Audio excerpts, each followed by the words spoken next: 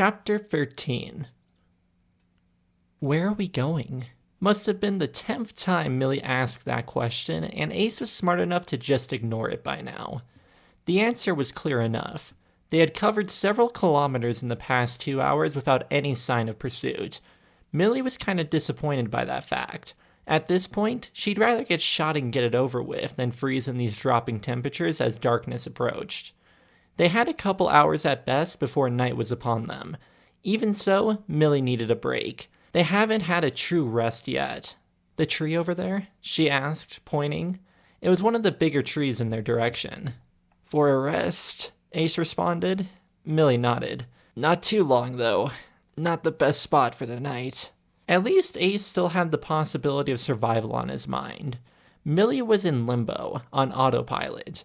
It wasn't the feeling she had when Omar died. It was different somehow, as if she had nothing and she had just come to accept that. In her position right now, she was fine with that. Maybe freezing to death was just like going to sleep. Millie was nibbling on a ration bar, while Ace was inserting some more of that medicine in his neck, literally the only thing keeping him going. Millie offered him a ration bar, but he refused, saying that it would probably be the thing that tipped him over the edge and vomit, thus dying. Omar, Millie thought. She suddenly got up, well, as suddenly as she could. What? Ace asked, alerted. See something more than just a rabbit out there? Millie pulled out her knife that she never used before and started carving in the tree. Or have you just lost it? Come on, give me something. Millie carved a GH into the bark. Initials of the dead friends I met here, she explained. There was a moment of silence as Millie waited for Ace's response. He didn't. I only know Gorge's last name, though, she said sadly. A token of the dead, Ace muttered. What? Millie asked, starting on the O down from the GH and to the left. Even if it was just one letter, it would do. Mind putting IVM up there for me? Ace asked. IVM? Millie asked back. She wasn't familiar with the initials. Who died that Ace would have cared about here? He didn't seem like the sentimental type.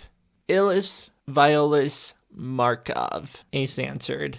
That stung. She was a good lady that had honestly made Millie nervous when she was around, but Millie had respected her. It should have come as no surprise that she was dead. Hell, Millie thought everyone back there was dead. She finished the O. She asked quietly as she went up and started the I by the GH. I don't know if you witnessed my death match in the arena, Ace was saying. She had. Oh, she had. We fought each other. And yeah, she was the leader, so the killing intent was expected. But there was something else. It felt personal on her side. It was just clear-cut business for me. But yeah, Autumn got killed, so that was that. Ace shrugged. Then we got into that shitstorm that was the woods earlier today. I ran into Illis. It was just the two of us, weapons drawn. Even though no one was forcing us to kill each other. No clear-cut reason for it. I liked the girl. We were at least a team before we entered this ward. I knew what was coming and I just had to ask. What's the deal? Turns out I killed her dad, uncle, and aunt during a hunt. Ace threw his hands in the air. I can't fucking remember. They were probably bad people. That's what most of my jobs are. As if that matters. She wanted me dead and that was that. A fight to the death. That's how I got so fucked up. She stabbed me in the stomach. She probably thought she had me, but I always have an ace up my sleeve. Dropped the gun from my sleeve to my hand, rose up to her temple, and bang. Jury's still out if she's killed me or not, but... yeah. Millie had finished carving the IVM a while ago. She didn't know how she felt about Ace's story. You didn't just bat an eye at it? That's one of the kills that'll haunt me for the rest of my life. When you're in a fight that's life or death, you just go on auto. All that matters is you walking away from it. Millie thought she understood. The closest for her was earlier today, when that masked man attacked her. Although she couldn't finish it like Ace. Gorge saved her life. She started the C for Chase next to the O. A name I'll never forget, Ace muttered. So, is this what they call being a bit human? Millie asked. She didn't know if it was right to try to lighten the mood, but as she went down the list of initials to carve, she just had to. Ace chuckled warmly. So even you have some comedic roots. Millie wouldn't go that far. She finished carving the initials she needed to, from left to right. O for Omar, C for Chase, S for Sly, K for Kristen, A for Amon, R for Roger, and another C for Connor. Above had GH for Gorge Hoppy, and IVM for Illis Volus Markov. She'd never see this tree again. No one would. She couldn't even take a picture. It just felt right though, and she felt good that she did it. Ace slowly got up and stood next to her. Nice little piece you made there, and I appreciate the IVM. Ready to at least try to find a better spot for the night? Millie nodded and started to walk forward, but stumbled, almost falling to her knees. She steadied herself. The bar didn't help her sense of exhaustion. The leaning thing again? Ace asked. Yeah, let's do that, Millie replied, a bit embarrassed. How much can change in 1 week? That's what Millie was thinking about as their journey continued. She was still in the orphanage program a week ago. Now she was, well, technically on the run from the Empire. In a life or death situation, with the outcome leaning more on death. She was leaning on a 30-something old man walking in the middle of the woods. Wouldn't have anything close to this back on the plains. Ace took a sharp intake of breath. We have company. That jumped Millie back to the present. She looked around, probably more sporadically than she should have, but she saw nothing. What? Drop me and run. Drop you? Now she was leaning on him as much as he was leaning on her. And run? That was a very tall order. Where are they? Millie asked. Ace broke off of her and he collapsed on the ground. Just go. Book it. Get out of here. What a plan. Ace was the one giving her the nonsense of survival, and just like that, it was get going? She didn't have the time to think about it. She composed herself for whatever she could manage as a run. She moved where? She didn't even know where they were coming from. She made her way to the right. She went probably 40 meters and hid behind a tree. She unslung her rifle and loaded 2 balls into it. Run? Fuck that. She peered around the tree to get a view of where she left Ace. It was just him, still lying face first in the snow. What did he see? He could have been hallucinating for all she knew. How long would she give before she went back to him? A minute passed. Then she saw something move near Ace. Snow clumped down in the form of a footprint by his face. Now that she had the footprint, Millie could make out the outline of a person. They were cloaked. A grip of fear clamped down around Millie's heart, just like that monster. The monster from the underground. The last time she saw it was cloaking into nothing. She gave a deep breath, spun out of her cover with her rifle raised, and fired. The shot shattered the silence and maybe her eardrum. She didn't plan on hitting the target. The ball smacked into the snow less than a meter from their feet. Get away from him, Millie screamed. She was surprised she still had that voice still in her. She was breathing heavily. Hell, she might pass out at this point. The target materialized. Millie was relieved to see it wasn't the monster she fought. The target was wearing a dark green, skin-tight bodysuit. The dark green helmet supported 2 oval-shaped bug-like visor eyes. Like a fly's eyes if the entire thing wasn't black, with the outlines on the visor. The target slowly rose their hands up and then to the helmet. The helmet was removed to reveal a chocolate-skinned man with short black hair and brown eyes. Looked to be maybe in his 40s. He tossed the helmet and continued to keep his hands raised. He didn't have any weapons. No, ma'am. Was this guy even Hyperix? Mean no harm. I'm sure we can avoid the shooting. He snapped one of his fingers. After all, he said as figures started to materialize around Millie, you're not in the position for a long fight. She was surrounded. At least 5 people in the exact bodysuits were meters away from her on all sides, and they had their weapons drawn. Please, step forward. Let's have a chat. Again, she wished she could just get it over with and get shot. She complied, though, stepping forward with her rifle at her chest. Her escort didn't follow. Some even disappeared. The man made a downwards motion with his hands, and the others lowered their weapons. I doubt we're enemies, ma'am, the man continued. We're just looking for someone, and you may have the information is all. We recognize your associate, Ace, here. He's always well informed. Do we have a fan in the house? Ace asked cheerfully. His voice held pain in it, though.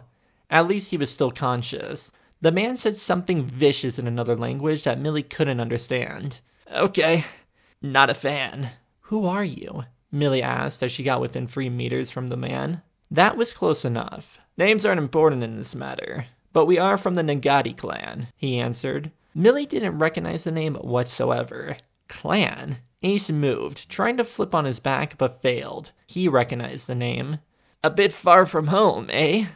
Could say the same to you, the man replied calmly. I'll cut straight to the point. If you can offer us any information on what you're moving away from, we'll offer you assistance. The knight won't do you any favors, and an enemy of the Empire is a friend of ours in this case. Ace didn't say anything. Was this her call? Hell, there wasn't much of a decision that needed to be made.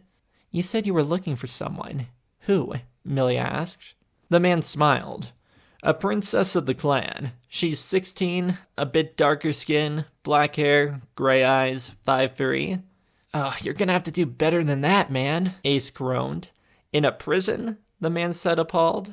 How much young women are in there? Your intel might be slightly off, Ace said and nudged his head towards Millie. I bet she's younger than 16. Hell, I saw a girl younger than 10. And a prison isn't the right word. The details of the facility don't matter at the moment. But you've seen one or more people that fit this description? Yes, Millie thought. The girl that was with Cloud. What was her name? Sindel, Millie muttered. This got a reaction from the man. The other masked people in view flinched. One of them rose their gun at Millie. The man barked a clear order in that mysterious language, and the others stood at attention. The gun no longer raised. The man switched back to a diplomatic tone and bowed his head. My apologies. He rose his head.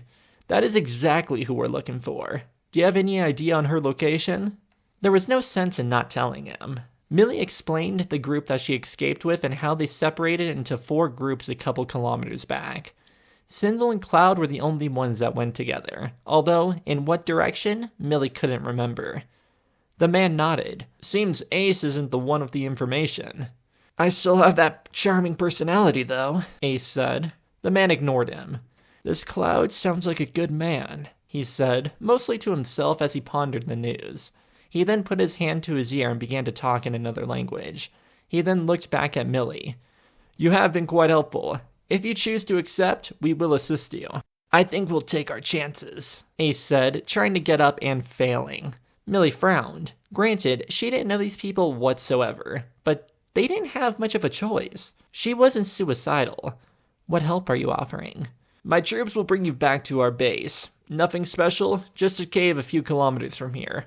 Shelter, food, and medicine will be offered. We will then get you out of here when our business is finished, the man said. Kilometers away, they wouldn't make that walk, especially Ace. We wouldn't make the trip, Millie said glumly. You will, the man assured, taking her words as a yes.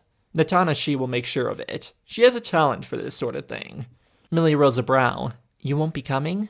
The man shook his head. I'll be following up on this lead and finding the princess. You'll be in good hands. The man beckoned someone forward and put back on his helmet. It's been a pleasure, ma'am. He strode off the way Millie and Ace had come and disappeared a few seconds later.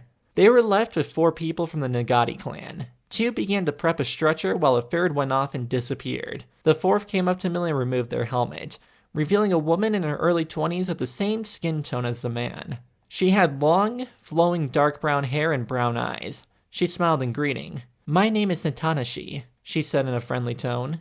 She looked over at Ace. He was put on the stretcher without complaint. His eyes were closed. He was unconscious. We need to hurry. She put on her helmet and dropped onto her haunches, signaling to get on her back. Come on, ma'am. Millie wasn't going to argue. Millie, she said as she got on Natanashi's back. The weight of her body and her supplies were no trouble for the newcomer. Pleased to meet you, Millie, Natanashi replied, cheerfully, and she began to journey at a jog. Millie didn't know how Natanashi could keep up a jog in ankle-high snow. Even the people with the stretcher were keeping the same pace. About an hour passed and the group was still keeping the same pace. Millie was beginning to think the whole few kilometers away was a bit of an understatement, although she didn't say anything. Millie dozed off. Ma'am? Natanashi jostled Millie awake. We have arrived, ma'am. Millie guessed she wasn't going to get Natanashi to call her by her name. She didn't know how long she was out. It hadn't even gotten pitch black yet. There was still some light left over from the day. The temperature had dropped, that much was for sure. They had arrived at a cave, although there was no light coming from it. Not really a cozy welcome. The others are already inside, Natanashi said. About 5 meters in, they passed through a cloth, and the whole world changed a bit. There was a bit of heat and light. Natanashi dropped Millie off in the cave room that was lit by 2 lanterns and had a portable heater in the corner. There were sleeping bags and supplies spread out on the floor. 2 tunnels led out of the room on opposite sides. Light came from one of them, while the other was dark. Our medic is looking at your friend in the adjacent room, Natanashi said. Not much comfort here, but make yourself at home. Thanks, Millie said. Is Ace? Millie couldn't really find the right words. We'll hear from the medic soon, Natanashi replied, clearly seeing the worry in Millie's face. I'm not sure, though. Millie nodded. She took one of the sleeping bags in the corner and got herself as comfortable as she could. She used her pack as a pillow. The heat made the situation tolerable, and, before she knew it, she was asleep.